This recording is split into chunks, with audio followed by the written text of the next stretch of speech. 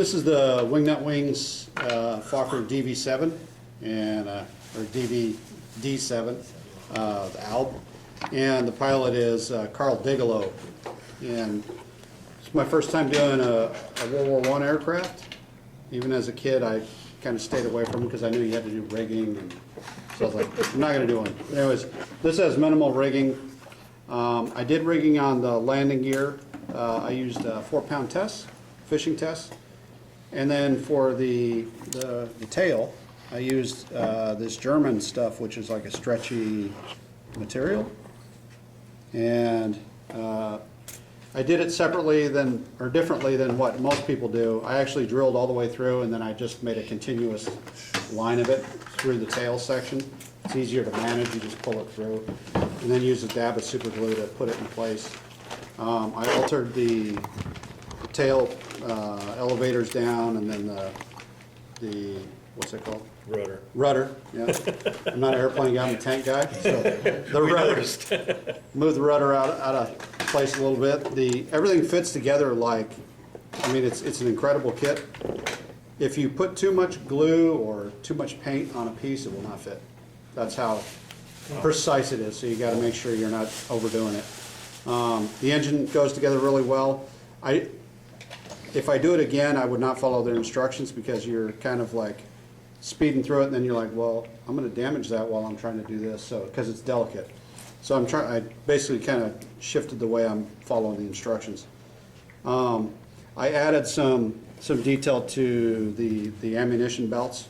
I added some Tamiya tape, a little tiny strip on each one, and that actually shows like the cloth that holds the belts together. That comes with its photo etched seat belts in the seat. And the one thing you have to worry about when you're doing this, there's obviously tons of decals, but there's tons of versions for each of the pilots, so you have to really follow closely. I ended up having to take parts off the motor and then put them back on because the way they tell you, if it's a B version, you know, this pilot's version, he had this type of motor with this type of air induction or whatever it is. So I had to take parts off and then switch it back around after I was done building it, so it's a little bit of a pain. But I did get a chance to use a little bit of armor technique on the motor, doing the weathering, the rusting, and the dirtying it up. So it turned out really well. Cockpit is fun. All the gauges and dials are super accurate with the decals, and then I just put a glob of that Tester's clear acrylic on there, and it just makes a nice little glass.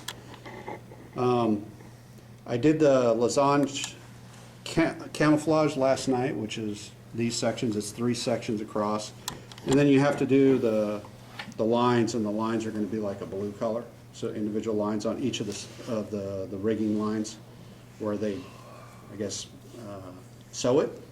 So there's like a tape that they put over the sewing strip. So each one of those lines is a separate decal? No, so it's 3 sections, and then over one of these, all these dark lines, they're going to be filled in with like a blue line. So I have to go over with a blue decal, a very thin blue decal. Yep. And that's like a tape that they put over the sewing Yep. loops to protect the sewing loops. I used the kit decals. I had bought the German manufacturing decals that look like actual fabric. But when I first used them, yeah, Look at the box. yeah.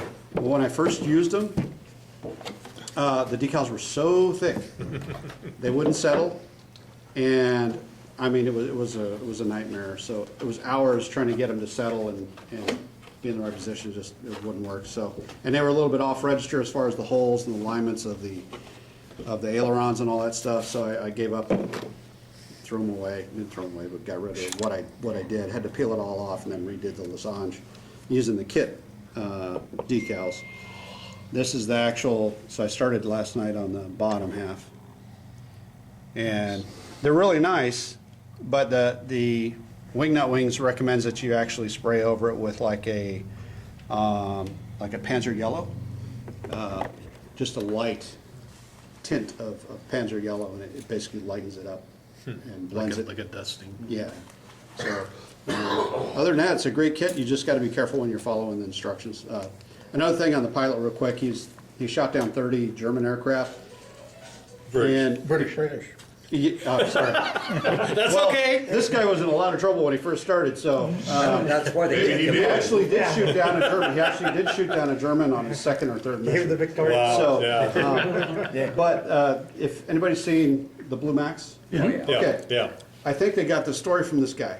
He was infantry, and he went to flight school, became an officer.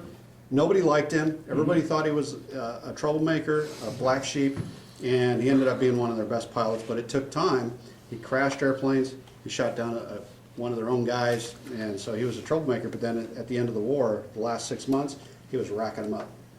So really good pilot, but rather colorful past. Yeah. So, great kit though. Other than that, and the instructions are Oh, yeah. pretty awesome to look at if you ever want a chance. So what prompted you to tackle the World War I airplane? I've always loved the Fokkers, and of course it doesn't have as much rigging, so that helps. Well, if Yeah. you got a Yeah. D8, you wouldn't have any rigging. Yeah. There's a D8, there's a D8 up here too. Yeah, but I actually like that scheme. So it's the one that's it's got the elk on the side, which is really cool. Well, Wingnut doesn't make one from the looks of it either. That's what I was just curious about. Probably eventually, but yeah, and the fact that it had a kind of an open engine bay, which would allow me to do a little bit of armor type stuff in it. So. And those Fokkers weren't flying Messerschmitts either. Yeah. Out of the mouth of babes. Way to go, Ralph. Wingnut Wings is also breaking out of World War I. They announced they're doing a 32nd scale Lancaster. Yeah. Yeah. A dam buster. I heard about Lancaster. that, yeah. Hey, Yep. you airplane guys, have you ever heard of a company called Avis? Avis. A-rank cars? I think isn't it, Mark, isn't AVI and then big S or capital Yeah. S? Okay, I've heard of it, but I don't know Yeah, that much that's about it.